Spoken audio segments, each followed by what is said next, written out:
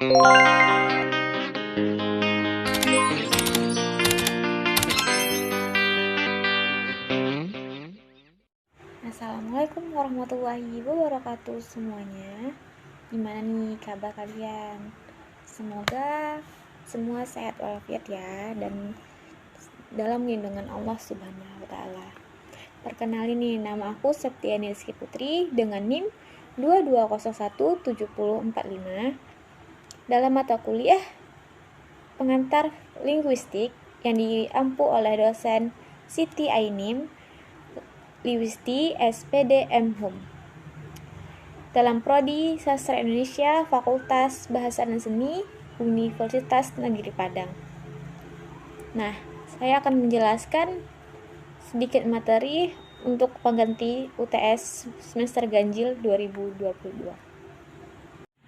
Materi yang akan saya bahas di sini terbagi atas dua, yaitu yang pertama, konsep dan pengelompokan linguistik mikro. Yang kedua, konsep dan ruang lingkup kajian neurolinguistik dan linguistik forensik. Bagian yang pertama yaitu konsep linguistik mikro. Linguistik mikro adalah kajian linguistik yang mempelajari bahasa dari dalam atau mempelajari struktur bahasa itu sendiri. Linguistik mikro membicarakan tentang struktur internal bahasa. Dengan demikian, linguistik mikro mempelajari bahasa secara langsung, yakni pada aspek sifat, struktur, dan cara kerja bahasa itu sendiri. Bagian yang kedua yaitu pengelompokan linguistik mikro. Pengelompokan linguistik mikro terbagi atas dua, yaitu bersifat umum, yang kedua untuk bahasa-bahasa itu sendiri. Yang pertama, bersifat umum. Bagiannya ada 4, fonologi, morfologi, sintaksis, dan semantik. Monologi adalah bidang linguistik yang mempelajari fungsi untuk membedakan atau mengidentifikasi kata-kata. Contoh, pada kata bunyi dan dengan sunyi, bunyi awalan B dan sunyi berawalan S.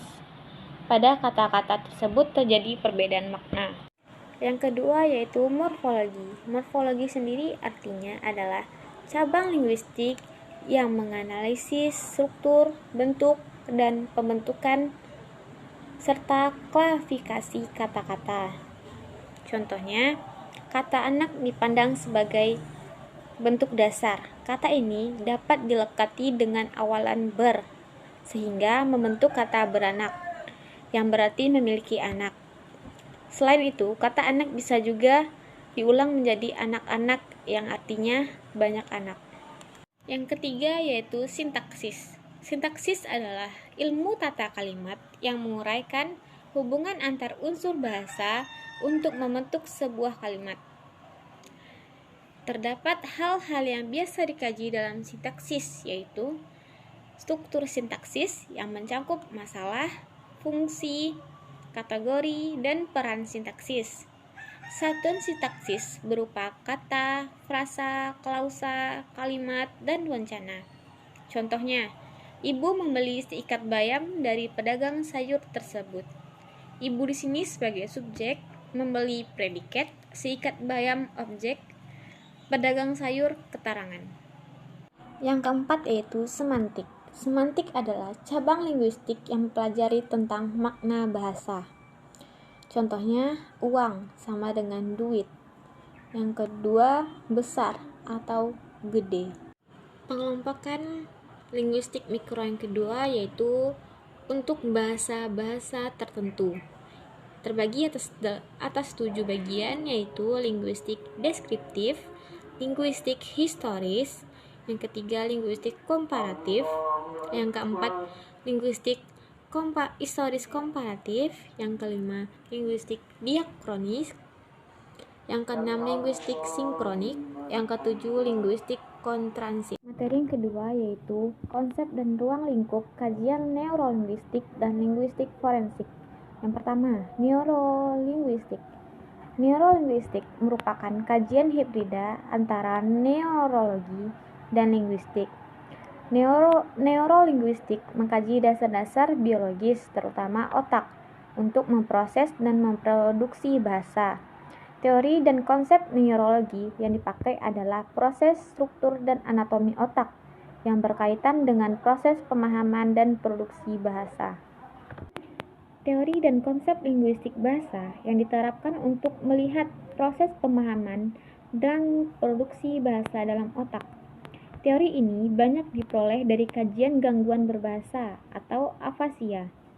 Penderita afasia merupakan penderita yang mengalami gangguan pada area bahasa yang berada di otak kiri, karena diyakini otak kiri dominan untuk perilaku bahasa. Menurut Bronkusumoputro, tahun 1984, terdapat 4 komponen pusat bahasa di otak, yaitu yang pertama, kosakata leksikal, yang diperoleh sejak kecil dan dikembangkan terus-menerus seumur hidup. Yang kedua, sintaktikal, suatu aturan yang dikuasai untuk membentuk kalimat yang benar. Yang ketiga, rentang ingatan auditif yang cukup lama untuk dapat memproses apa yang didengar dan dilihat. Yang keempat, pemilihan saluran, kemampuan untuk menyaring dan memelihara input atau masukan dan output keluaran yang diperlukan untuk berbahasa menurut hierarki. Penggunaan dan penerapan komponen tersebut dapat dilihat pada kemampuan berbahasa seseorang, yaitu yang pertama berbahasa, yang kedua membaca, yang ketiga pemahaman, yang keempat menulis, yang kelima repetisi, yang keenam penamaan. Linguistik forensik. Linguistik forensik sendiri merupakan cabang linguistik yang menganalisis atau meneliti kebahasaan yang digunakan sebagai alat pembuktian peradilan dan di bidang hukum, sehingga dapat dipahami bahwa linguistik forensik adalah penerapan ilmu linguistik yang meliputi teori, metode, dan analisis bahasa untuk keperluan di bidang hukum. Kajian linguistik. Yang pertama, kajian bahasa dalam proses hukum. Yang kedua, kajian bahasa dalam produk hukum. Yang ketiga, kajian bahasa dalam alat bukti hukum. Setiap kelompok kajian dalam linguistik forensik bisa dilakukan secara terpisah ataupun terintegrasi satu dengan yang lainnya. Itu tergantung pada tujuan penelitian yang ingin dicapai. Baiklah, sekian yang dapat saya sampaikan. Terlebih terkurangnya saya mohon maaf. Saya akhiri dengan wassalamualaikum warahmatullahi wabarakatuh.